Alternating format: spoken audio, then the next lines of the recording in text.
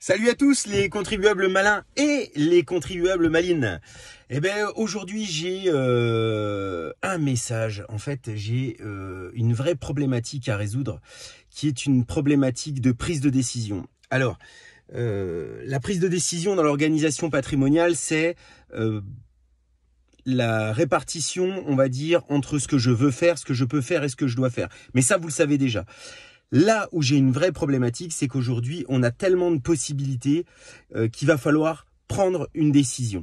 Cette décision, elle est difficile parce que c'est pas moi qui vais la prendre, c'est uniquement la personne qui est concernée. En l'occurrence, là, dans ce cas-là, on a une famille qui souhaite anticiper notamment la transmission de patrimoine. Et pour ce faire, on va utiliser les SCI, d'accord, les sociétés civiles immobilières. Sauf que intervient un facteur super important qui est de dire, bon, qu'est-ce qu'il est judicieux de faire ou de ne pas faire concernant notamment la transmission du patrimoine envers plusieurs enfants qui ne s'entendent pas forcément très bien, parce qu'en fait c'est des cas réels. Là on est vraiment dans du cas réel, comme vous le savez, moi je suis sur le terrain sans arrêt, donc là en fait on est dans du cas de figure. Ce cas de figure, c'est de dire, bon, qu'est-ce que je fais? Est-ce que je transmets un patrimoine, une rente, du patrimoine immobilier avec des montants relativement importants, puisqu'on est au-delà de 500 000 € à plusieurs enfants dans le cadre d'une entité, et donc ils vont être obligés de s'entendre pour pouvoir ensuite coordonner leurs actions. Ah, il y a le train qui passe. Et oui, parce que on part pour la capitale quand même. Et donc comme je disais, le tout c'est de se dire, ok, qu'est-ce qu'on fait? Alors quelle est l'incidence d'un côté et de l'autre, et surtout comment prendre une décision, parce que c'est ça l'objectif. À mon sens, la décision la plus simple à faire, parce qu'en fait il n'y a pas de bonne ou mauvaise décision, la meilleure décision, s'il y en a une à retenir, c'est celle qu'on prend à un instant T. On fait un choix stratégique, et ensuite on s'y tient.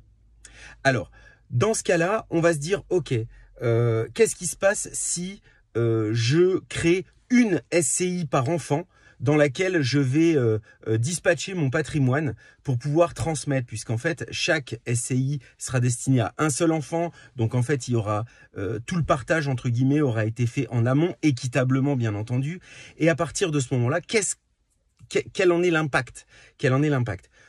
Une SCI par enfant, pas de problématique, on va dire, sur l'aspect succession. On a résolu tous les problèmes. Par contre, pendant tout le temps où on va soi-même gérer la SCI, bah oui, parce qu'en fait, on transmet, mais ça ne veut pas dire qu'on donne tout. On transmet, on anticipe la succession.